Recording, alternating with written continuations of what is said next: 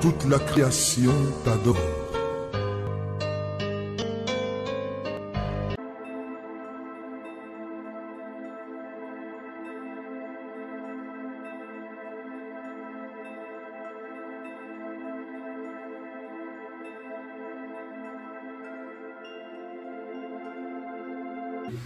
En fait, je ne parle au nom du Seigneur Jésus-Christ parce que j'entends les paroles du prophète qui m'a parlé dans un rêve de ta bouche. Oui. Vous êtes en train de parler des conducteurs. Oui.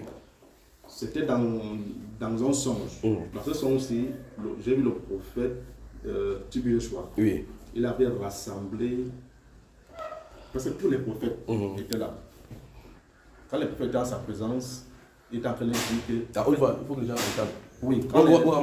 Moi, chacun a mis la main là-bas. Chacun a tourné les yeux comme ça. Là. Il dit donc que j'entends les paroles du prophète de ta bouche. Parce qu'il n'était jamais dit ce songe ici. Oui. C'est maintenant que pendant que tu es en train de parler, je revis encore la scène dans mon esprit. Il y avait le prophète Yeshua avait rassemblé les prophètes. Parce qu'il y avait beaucoup d'hommes de Dieu qui étaient rassemblés à son côté. Il était en train de dire qu'il est temps de vous discipliner. Il est temps de lire la parole, de jeûner, de prier. À ceux qu'il avait appelés en sa présence, dans cette réunion-ci, il était fort dessus de certaines personnes qui négligeaient la vie de méditation et de prière. Mais qu'est-ce qu'il a commencé par ceux qui étaient plus zélés dans la prière, la méditation et qui s'éloignaient du péché. Et la prière, la méditation, le jeûne et qui s'éloignent du péché, il a commencé à donner, il communiquait les dons, il communiquait l'onction. Il fallait quoi, frère? Il communiquait l'onction. Communiquer l'onction. Il te prend, tu passes. Il te donne, il te prend, tu passes. Bon, d'autres personnes, il a donné à certaines personnes, mais avec beaucoup de regrets, c'est que si seulement tu te mets dans la prière, le jeûne et la lecture, tu verras encore des choses plus grandes. Wow. Donc, mets-toi dans cet état-là. Il a donné, il a dit, mets-toi dans le jeûne. Il était furieux. Il a recommandé que mets dans le jeûne et la prière. Et c'est comme ça qu'il donnait et je me suis réveillé. Amen. N'est-ce pas la réunion là? Qu'est-ce qu'on fait? Donc, je dis, cette réunion-ci, ce n'est pas n'importe quel style de réunion, d'accord? Quand vous allez sortir, vous allez rentrer, vous allez voir. Il y a le feu déjà pour rentrer. Chacun veut rentrer, ça me pose c'est que 19 heures arrive, on va voir ça. C'est pas ça, hein? Que 19 heures, on va voir saccager. Quand vous allez prier seulement, entendre seulement les nouvelles du quartier. Que les gens sont vraiment en train de session. Les gens, ils viennent d'arriver ici, oui, ils étaient toujours ici. Point que quelqu'un dit qu'on était toujours là. On était toujours là. On était aux entraînements. Le genre de guerre ici, c'est le genre de guerre, il n'y a pas de convention de Genève ici. Là où on lève le drapeau blanc, ça dit qu'on laisse l'ennemi. Non. C'est une guerre où un camp doit tomber. Amen. Vous comprenez cela? Amen. Donc quand il n'y a pas de on est captif, on doit détruire. Amen. Quand la guerre commence, il n'y a pas de trêve. Amen. Quand on envoie. Quand la partie intérieure de l'homme intérieur dont je parlais tout à l'heure est aguerrie, vous remarquez comme le frère a dit que quand il a fini, il est seulement assoupi comme ça là. Il est venu. Il a dit dégage au nom de Jésus. Il allait tomber loin. Imagine, il a dit dégage. Je suis vraiment fatigué à ce moment-ci. Dégage au nom de Jésus. Ce n'est pas le moment de combat. Il a dit dégage. Il allait tomber haut. Imagine qu'il se fâche comme celui-là, se fâche chaque fois qu'il se lève. Il dit dégage. S'il dit plutôt comme ça, imagine, s'il dit dégage au nom de Jésus, il va tomber à Mars. Si il y a plus de 20 milliards de galaxies. Et dans les galaxies, il y a d'autres planètes. Donc tu dis que quelle est la constellation la plus éloignée d'ici? Dégage! Tu l'amènes là-bas, la constellation là. Et plus les esprits entrent dans cette constellation, plus ils sont enchaînés. Il va venir dans les dimensions des abîmes bientôt.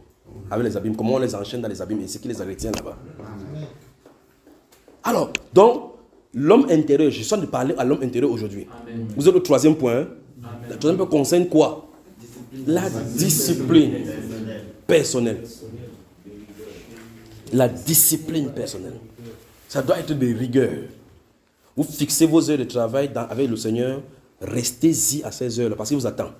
L'ange est allé trouver Corneille parce qu'il savait qu'à cette heure-là, Corneille était toujours là.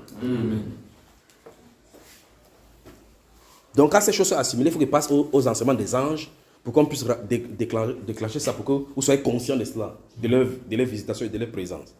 D'accord? La discipline. Et quand vous êtes en train de lire la Bible et que c'est le moment, même pas ta femme, ni quiconque ne doit obstacle à ces choses-ci, à ce moment-ci. Personne ne doit le faire. Parce que Satan c'est comme ça, il dit, parce qu'il sait que s'il dit que va travailler tes choses, tu ne dois pas partir.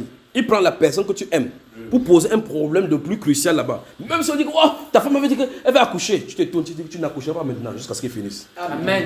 Tu continues jusqu'à ce faire. Vous comprenez? Quand vous avez dit comme ça, elle va faire ah bon? Même la femme va comprendre que là, ici, je dois d'abord rester là-bas.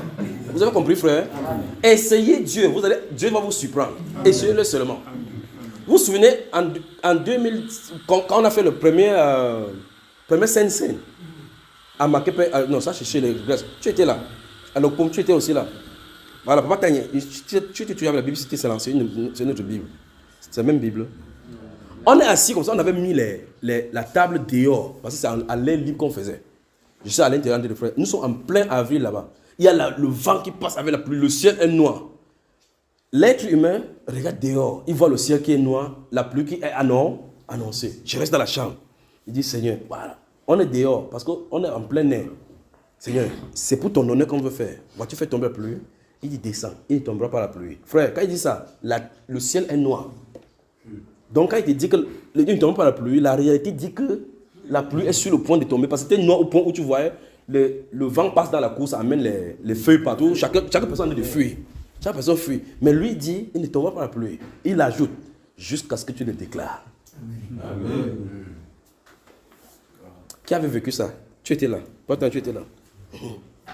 Je viens, il dit, explique. J'explique, c'est le premier enseignement sur la Sainte Seine. On a fait la pratique. Je parle autour de la table. Pendant que je suis de parler, je prends la Bible. Si vous regardez la vidéo, vous regardez, je suis de lire, À un moment donné, je me suis arrêté. J'ai fait le tour de table. J'ai dit, merci Père. Et puis j'ai dit que c'est un autre en lieu qui va vous expliquer pourquoi il dit merci Père ici. Parce qu'est-ce qui se passait? J'ai lu la histoire de lire, et puis, regarde, en haut, Dieu fait comme ça. Ça, c'est le test. Et puis, les gouttelettes de pluie tombent. Ça tombe un peu sur Papa Tanya. Tu vois, là-bas, maman Tanya ferme d'abord la Bible.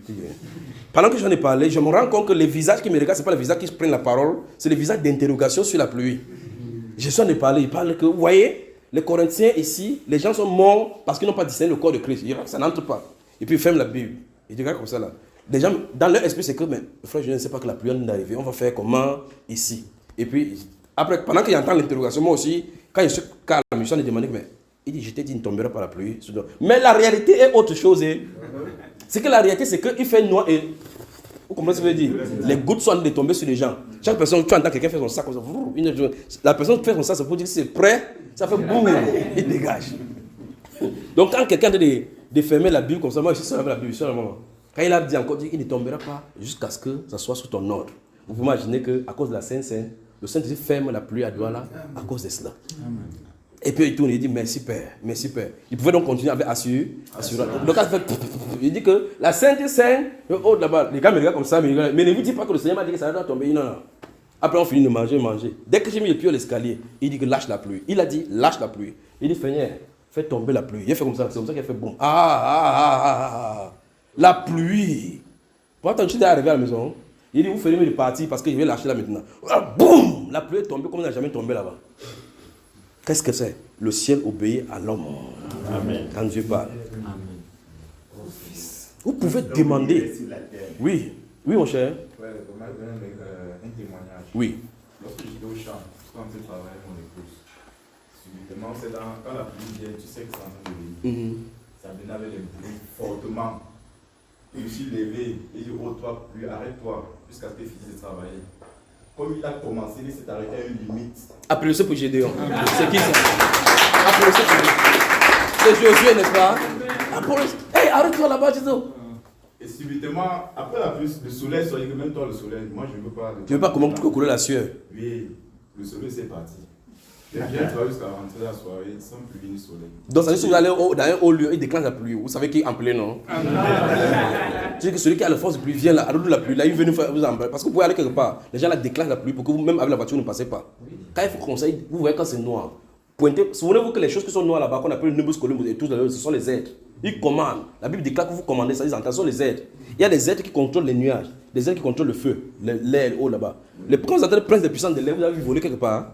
C'est-à-dire, ils contrôlent les tornades que vous entendez, les tornades Katrina, ce sont les êtres spirituels. C'est eux qui tournent là. Les choses qui tournent là, qui viennent là, vous entendez 200 km, ce sont les êtres vivants. Ce sont les êtres qui sont là pour le jugement. Quand les envoie, ils font comme ça là. Ils font comme ça là. Vous voyez, il met son couteau comme ça. Quand il frappe sur un endroit, boum, d'abord dans le globe que vous voyez là, il y a un autre grand globe dans le laboratoire spirituel. Quand on a ciblé un esprit, donc on a frappé le bateau sur ça, boum, dans l'esprit, ça va s'accomplir sur la terre. Il fait comme ça. Et puis, vous voyez, il prend le feu, il prend. Ce que vous voyez là-bas, ce que vous voyez, ça fait comme ça. Il dit cyclone. Ce sont les êtres.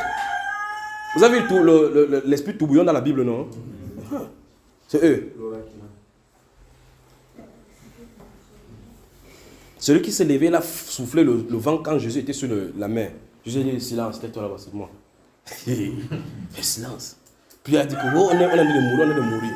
Les êtres humains, les autres disent que ça c'est le cyclone, c'est le vent. Les scientifiques entrent dans l'action, ils disent que oui, c'est le vent du nord qui se rencontre avec le vent chaud dessus, ça monte comme ça et au-delà. Dis à quelqu'un, tais-toi. Ce sont les êtres. On avance. Troisième point, donc, la discipline doit être quoi? De rigueur. Quatrième, pour les conducteurs qui sont mariés, et ça c'est un ordre du Seigneur, faites attention à partir de ceci. Point des rapports sexuels avec votre femme quand vous en allez prêcher la parole de Dieu. Notez ça, et puis vous écrivez, si vous pouvez souligner ça en rouge, vous soulignez.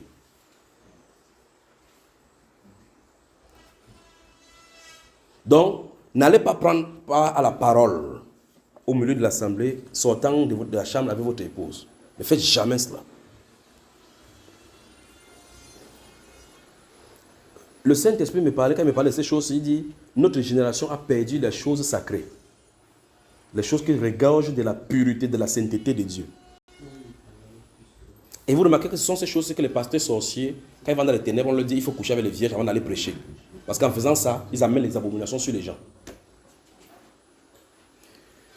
Vous avez déjà vu dans les Saintes Écritures, pendant que vous en êtes de Christ là, vous avez déjà vu les Saintes Écritures, quand David et ses gens sont venus pour manger le pain de la sacrificature là, qui n'était permis qu'au souverain sacrificateur de manger, le pain de proposition. Vous savez ce que le sacrificateur Abiathar lui a dit? David était là comme ça, le chef de l'armée. Il a dit, oh, on a faim. Il dit qu'il n'y a pas d'autre pain, c'est que le pain sacrifié. C'est seulement les souverains sacrificateurs qui doivent manger cela. David a dit, donne-moi ça, je mange. Il a dit, la seule condition, c'est que les gens-ci se soient sanctifiés. Pendant, depuis quoi, hein? 3 jours. Donc 3 jours avant, ne touchez pas de femmes avant d'aller prêcher. Faites attention. Donc pour manger le pain là, ne touche pas des femmes. Le genre de pain consacré pour l'œuvre de Dieu. Tu ne dois pas le faire. Quand vous allez commencer à comprendre ces choses de pureté, l'esprit de pureté va venir. L'esprit de pureté, les choses saintes. Donc, quand tu prends ce genre de pain, c'est le pain que quelqu'un a pris à la maison, on a fait, le bakery. On a fait ça, bakery, c'est quoi en français? Boulangerie, oui. Vous prenez ça, il n'y a pas de problème sur le pain. Mais lorsque ça arrive à ce niveau-ci, ce n'est plus le pain que vous avez eu là-bas. C'est le pain consacré. Quand vous lisez cet Exode chapitre 19 dont je vous ai donné tout à l'heure, avant de se présenter sur la montagne, il a dit au peuple, à Moïse, que descend, sanctifie le peuple. Qu'aujourd'hui et demain, qui se sanctifie, change de vêtements, qui ne s'approche point des femmes. Là, je vous pose une question. Savez-vous que les femmes sont dans le Seigneur considérées comme les dépositoires de tous les souillures du monde? C'est le symbole. Vous savez ça? Hein? Vous savez ça, frère? Comment ça vous? C'est là les enseignements que vous savez. Bon, quand vous lisez la Bible, vous ne voyez pas. Hein? Ce n'est pas dit dans la Bible que la femme est comme le monde et son histoire est comme les souillures de tous les péchés du monde. C'est écrit dans la Bible, oui ou non? Oui. Qui a déjà vu? Qui n'a pas encore vu? Qui est neutre?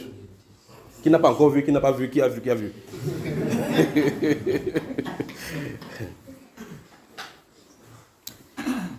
Si vous lisez le livre du prophète Ézéchiel, au chapitre 24, écoutez bien. Parce qu'en fait, le rapport sexuel, c'est le symbole d'adoration. Je crois qu'il a dit ça plusieurs fois. Oui. Le rapport sexuel, c'est le symbole d'adoration.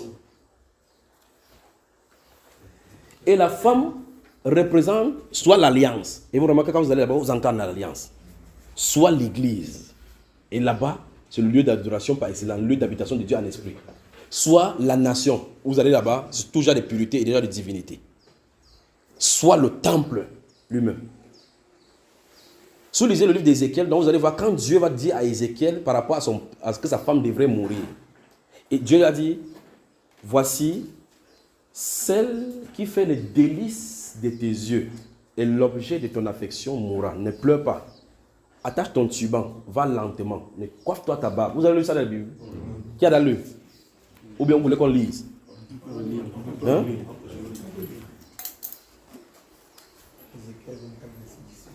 Lis-nous ça. N'ouvrez pas la Bible, suivez ici à haute voix. Allons-y.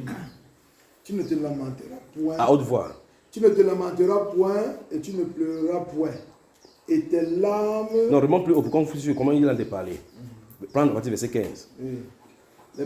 La parole de l'Éternel me fut adressée en ces mots. Écoutez. Fils de l'homme, écoutez bien ce qu'il va dire. Voici. Oui.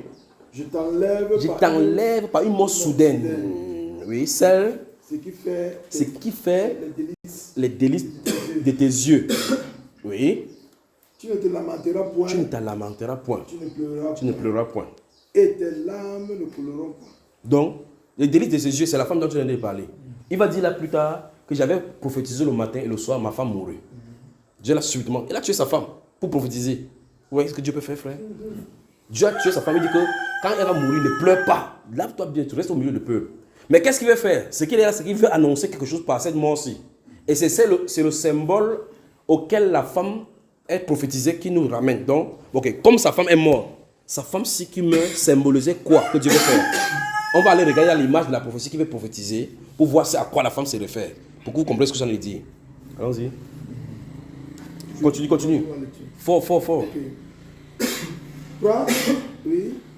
Soupire en silence. L'objet est un délice. La femme qui fait le quand elle va pleurer, donc souffle dedans. Souffle dedans, ne pleure pas. Personne. C'est qui ça, non, là dehors? On a compris. Il dit soupire dedans, donc tu ne pleures pas. On ne peut pas voir dans tes yeux que tu as pleuré ta femme. Souffle à l'intérieur. Vous voyez le ministère prophétique, non? Ne prends pas le deuil des morts. Oui. Attache ton turban. Attache ton turban. Mets ta chaussure. C'est Ézéchiel chapitre 24. Tu es où dans le chapitre 24? Tu cherches quoi? Je crois que le type, il faut qu'on prophétise sur nous, qu'on va couper son truc. C'est pour toi, non? Hein? Bon, prépare le coq là. Non, ne le chasse pas. Demain, là, on le mange. Demain, c'est ça qu'on va manger ici. Dérange. On était où là? Ici. Ne te couvre pas la barbe. C'est Sophie Achille. C'est toi qui aimes couper le cou des je crois qu'on a informé peut-être qu'on va manger cela. Donc tout à l'heure là, tu cherches, tu l'isoles quelque part là-bas, tu coupes le cou là. Oui, c'est l'exécutant du décret ici. Vous entendez, non? C'est le dernier chant qui chante comme ça là.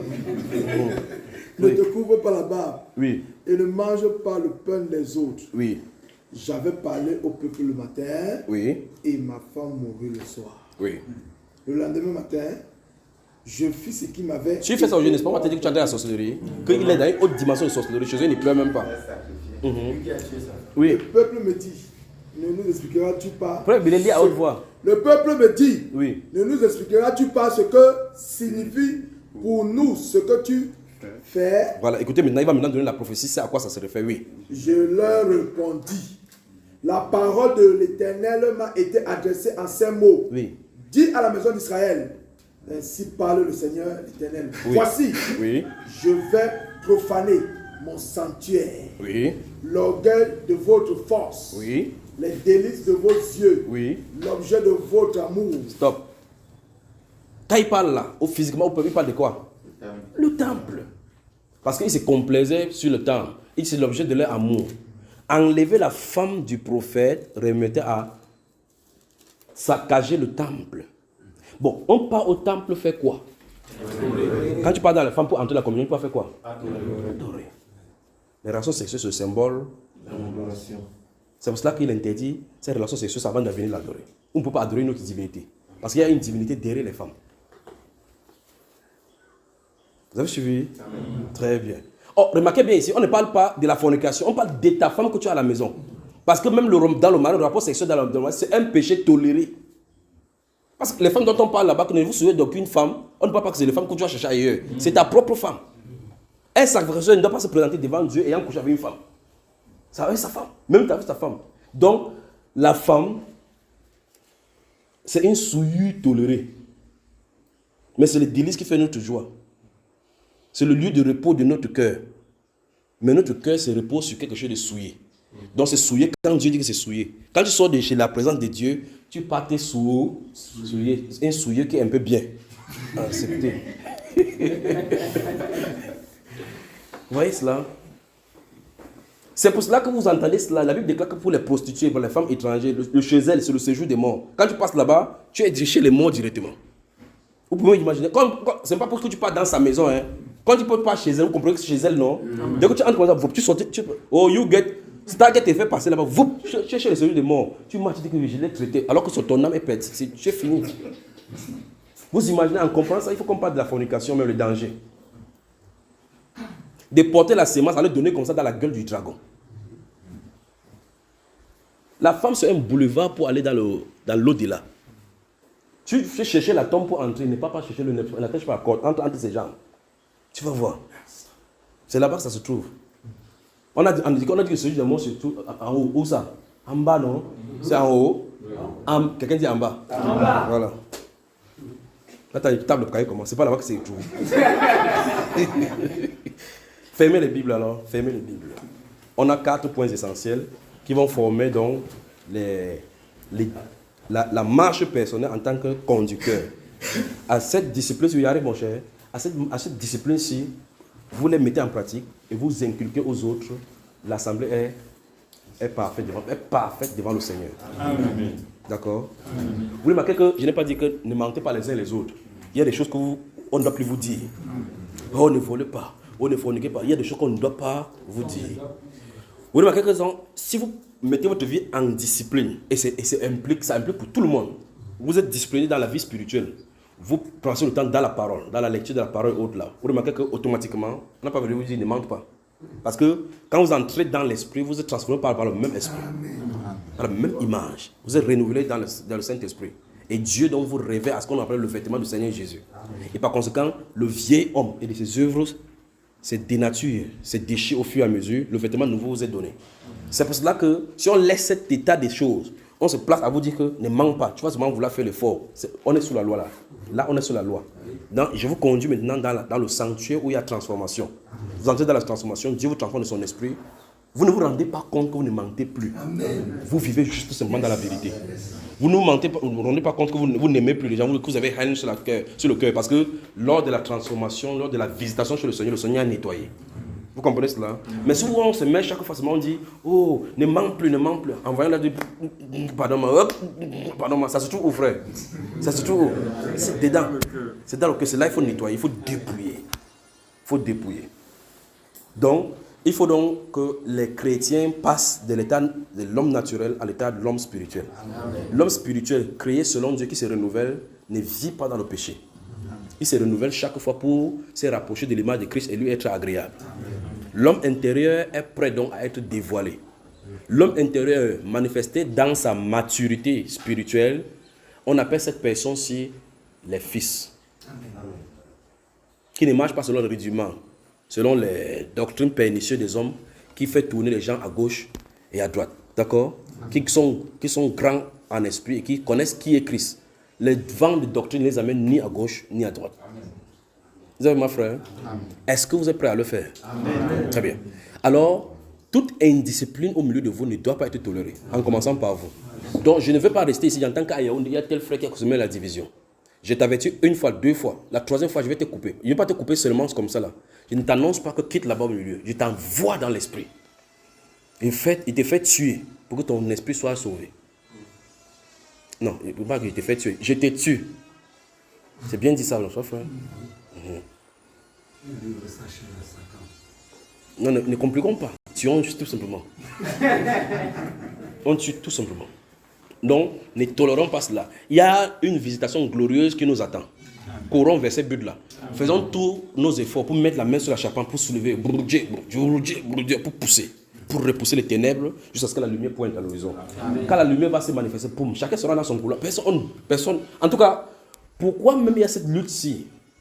Quand c'est cette lutte, mais il faut que vous posiez la question d'où viennent les luttes. Les luttes viennent lorsqu'il y a jalousie ou il y a quelqu'un qui a une capacité que tu n'as pas. De façon individuelle, tu commences à convoiter parce que tu veux être comme lui. Or, vous n'avez pas le même cheminement. Vous n'avez pas le même appel. Pourquoi donc c'est jalousie? Quelqu'un dit pourquoi donc je sais jalouser les uns les autres? Bon, si j'écris vite, laisse-toi tout faire. C'est un peu comme dans les... Vous avez dans les bureaux. Vous êtes dans le bureau avec des gens. Tu as un poste de responsabilité, on te donne 250 000. Quelqu'un donne même 250 000 plus les frais d'émission. Toi, on ne donne pas les frais d'émission. Et il te regarde et dit, ouais, pourquoi on lui donne les 250 000 si? Et ce n'est pas son argent. Ça ne sort pas de sa poche. Quand on donne ton argent, ça ne fait rien dessus son argent. Il désire lutter dessus pour que tu quittes là-bas. Et si tu quittes même là-bas, on ne doit pas prendre son argent pour ajouter sur son argent. On va encore nommer quelqu'un à se poser. Vous voyez la jalousie tout simplement. Donc, il ne faut pas que cette graine de jalousie là nous enveloppe, d'accord? L'amour doit être le lien de notre perfection. Quand vous regardez un frère, vous devez l'aimer, quel que soit le cas. Vous savez moi, cet amour-ci, c'est ça qui m'a caractérisé depuis le départ. C'est par amour que vous êtes là. C'est par amour. S'il y a n'importe quoi, même si je suis violent avec vous, avec les paroles, il n'y a pas de brin de haine sur mon cœur, sur aucun de vous. Parce que Dieu sait. Parce que si quelqu'un me dérange, je vais dans la prière, je ne vais pas vous remercier. Et l'une des choses les plus mauvaises que quelqu'un puisse faire en m'attaquant sur la terre, c'est d'oser se lever contre mon épouse. Vous levez contre mon épouse, je vais vous dire clairement qu'en fin de compte, vous avez choisi votre adversaire. Et vous devez défendre votre épouse comme ça. Amen. Comprenez cela, non? Maintenant, quelqu'un touche ma femme, il donne le décret. Pour l'autre, il ne tolère pas. Là où je me repose, si vous faites mon aide devant mon ennemi, il va encore prier comment? Donc, elle doit être calme pour que je sois calme dans son sein. Pour recevoir les choses calmement, pour aussi vous donner, pas vrai? Donc vous troublez mon eau, je vous trouble. C'est le lieu où je dois puiser ma source douce, pas vrai? Elle ne doit pas être troublée. C'est une grâce gracieuse. Donc si quelqu'un tente de toucher à ma femme, même dans le langage où tu es dans le... J'entends, parce que souvent quand j'entendais souvent, il regardait sur moi et riait. C'est facile, il ne doit plus rire. Donc si je reste comme ça, j'entends que quelque personne là, il dit à ma parce que telle personne qui a fait, on fait quoi? Il dit, oh you get it, envoie. C'est comme ça maintenant. Je ne veux pas que ma femme soit troublée. Elle doit entrer dans le moment où elle doit se jouir du Dieu bien fait de ses ministères. Amen. C'est quand on mettait les genoux par terre pour prier pour votre révélation, personne n'était là. Maintenant, faites de même pour votre épouse. Amen. Faites de même. Protégez votre épouse. En protégeant votre épouse, vous protégerez l'église. D'accord? Vous livrez votre épouse à la vindicte. Vous ne pouvez pas vous en sortir avec l'église. Disciplinez les femmes qui viennent à côté de vous. Disciplinez-les.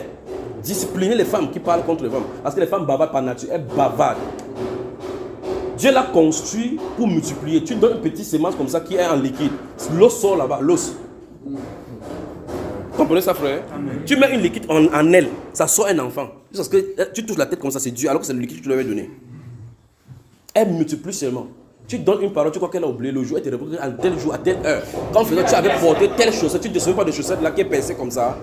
Tu n'as jamais eu même l'occasion, tu ne savais même pas que ta chaussette est percée. Elle te rappelle tout ça. Elle te bavarde ça comme ça. C'est pour ça que Satan la cible.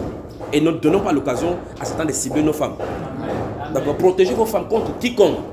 C'est de votre droit. Protégez vos femmes contre quiconque se lève. Aimez vos femmes comme Christ a aimé l'église jusqu'à donner sa vie pour elle. S'il arrive que vous devez mourir, vous laissez votre femme. Et Christ est mort, il a laissé l'église, non? Très bien, pour la retrouver. Vous avez ma frère? Donc, dans votre esprit, ne vous attardez pas même à penser. Vous pensez contre ma femme. J'attrape vos pensées, je vais tordre ça. Et si vous voulez me faire du bien, n'importe quel bien, je vous ai dit ça plusieurs fois. Je vous ai fait du bien, faites ça à ma femme. Vous faites quelque chose de bien à ma femme, sachez que vous m'avez en votre faveur. Amen. Oui. Autre chose maintenant, n'allez pas me défendre. Vous entendez tout ce que je vous dis ici là, n'allez pas écouter pour essayer d'expliquer. Si vous entendez quelqu'un dire que wow, il a dit que c'est Branham qui est à la droite. Il a dit ça. Vous comprenez, non? S'il veut parler, qu'il vienne parler. S'il a dit quoi, n'essayez pas de me défendre nulle part. N'essayez pas de défendre ce que j'ai dit quelque part. S'il y a quelque chose, dites à Jean qu'il a son écriture là-bas, il y a le numéro là-bas. Appelle-le. Tu peux pas te confronter à lui, ne défendez pas. D'accord? N'ayez pas honte d'être avec moi. Amen. Ce jour-là, quand on va s'asseoir là-bas, vous saurez que je n'ai pas eu honte de vous. Amen.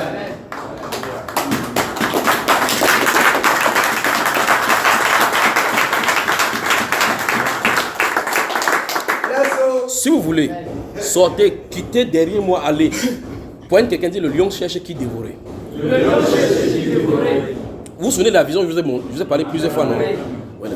Quittez hors de ces rangs, si vous voyez. Vous avez été appelé dans ces rangs, ce n'est pas moi qui vous ai appelé, c'est lui qui vous a appelé. Amen. Il avait dit qu'il devait vous amener pour que je vous forme. Amen. Et on a de finir la formation, vous passez maintenant à l'étape pratique. Amen. Si vous êtes là, vous ferez, mais de faire attention. Amen.